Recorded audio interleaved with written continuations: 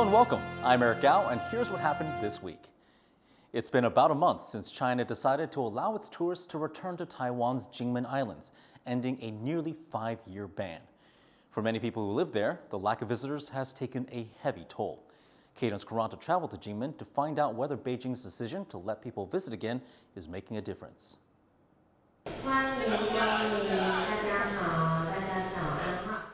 It's a slow morning for this shop on Taiwan's outlying Kinmen Islands, with only one Taiwanese tour group here to try its traditional noodles.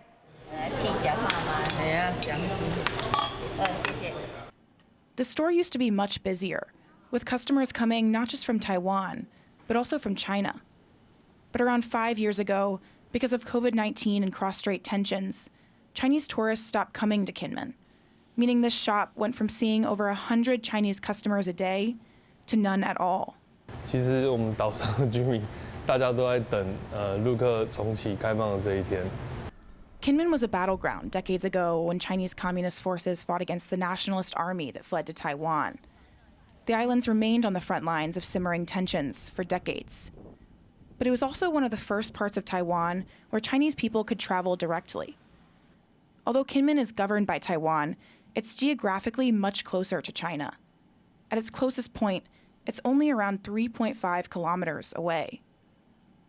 In 2001, limited transportation, trade, and postal connections, called the 3 mini links, made it possible for Chinese tourists to start visiting Kinmen. Over the years, the number of Chinese people coming to Kinmen grew, peaking at around 400,000 in 2019. But after the 3 mini links were shut down due to the COVID-19 pandemic in 2020, that number dropped to 0. Kinmen relies on tourism as one of its main sources of income. And in 2019, Chinese tourists brought an estimated $90 million US. So when they stopped coming, many businesses here struggled.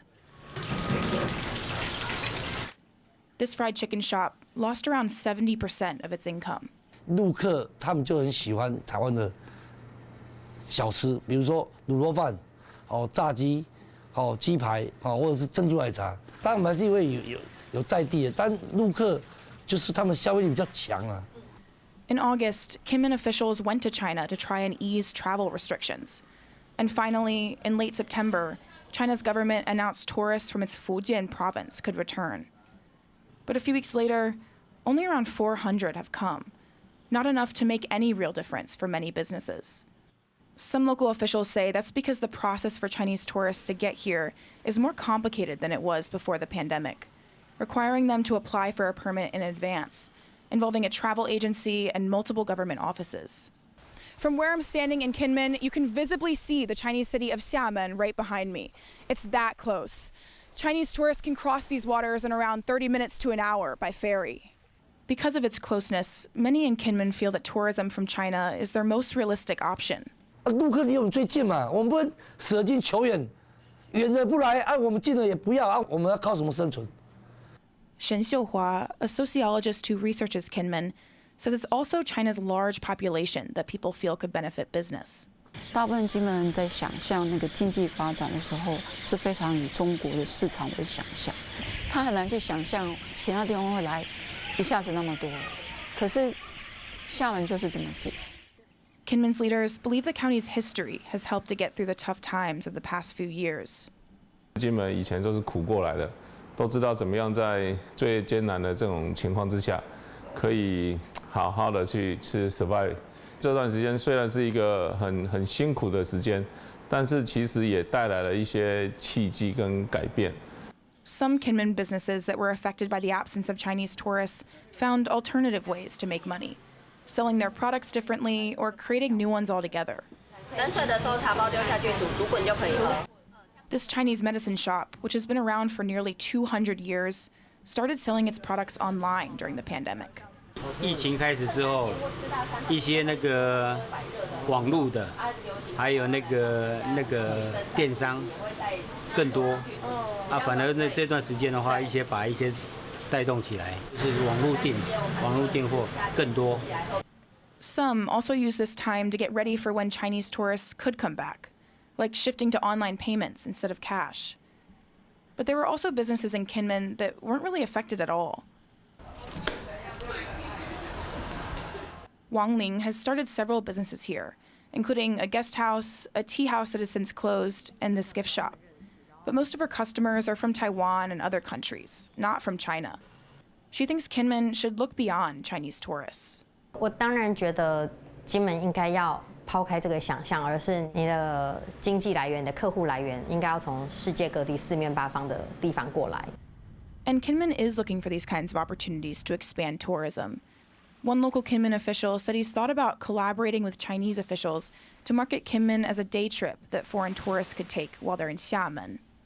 While many in Kinmen are holding on to hope that throngs of Chinese tourists will soon return, some on these small islands are looking farther to attract interest from other corners of the world. Ryan Wu, Pichi Zhuang, and Cadence Quaranta for TaiwanPlus. Thousands of people have been able to start families thanks to an expanded IVF subsidy program. But while advocates see promise in the program, they say common myths about the treatment are undermining its success. John Van Trieste reports.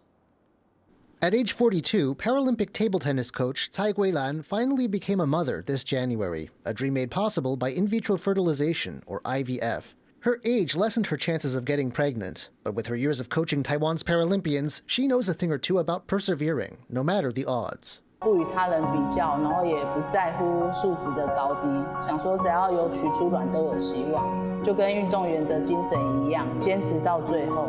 For over 3 years, Taiwan has offered expanded subsidies for IVF. The medical fertility treatment has helped start thousands of families in a society where people are getting married later.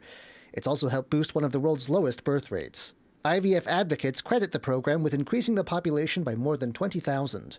But they've also found there are a lot of misconceptions surrounding IVF. These can lead to unrealistic expectations and even hurt the chances of success. One is a misconception that high levels of the hormone AMH mean success is guaranteed. Another is too much faith in ovulation treatment. This actually makes pregnancy harder. And worst of all is too much faith in IVF itself, which can lead women to put off treatment past the golden window of opportunity. 40岁以上，每一次植入的机会大概18%，下降很多嘛。然后再来呢，如果他是42岁，他每一次植入的成功机会大概剩下7.6%。Still, there's enthusiasm around the subsidy program. 我希望台湾的妇女能够多多的利用人工生殖的补助，这个并不受限胎次，只要你第一胎、第二胎、第三胎，我们都是欢迎多多来利用。Officials hope the subsidies will help more people achieve their dreams of parenthood and help reverse a rapid population decline.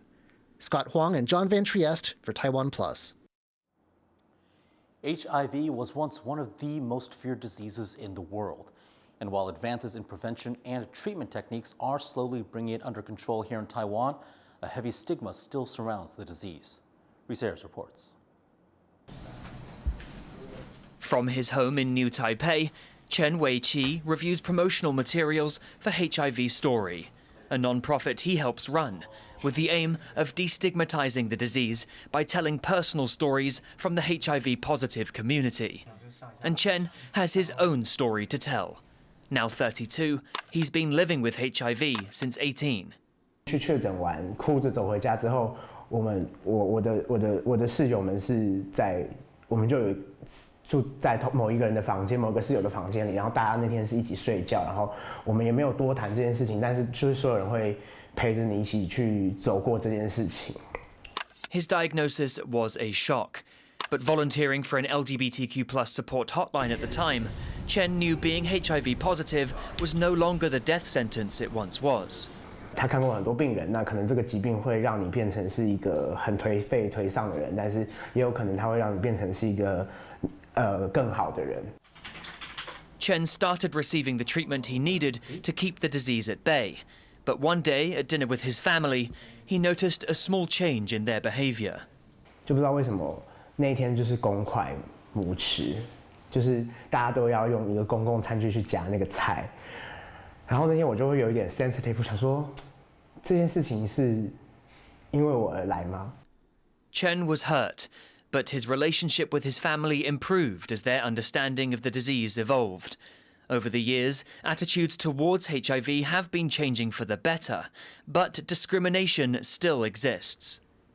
所以的话，我就有发现说，这些的歧视很多都是来自于他们对于 HIV 这个疾病是比较不了解，或者是说可能像以前的时候，我们对于可能 HIV 就会想到的是同志族群，所以的话就会产生有一种歧视的一个问题。Helping destigmatize the disease are facilities like Hero Clinic in Kaohsiung, where patients are offered judgment-free, discreet services. 匿名筛检它其实就是透过就是不留您的任何的资料，保护你的动作，保护隐私。The clinic offers more than just medical services.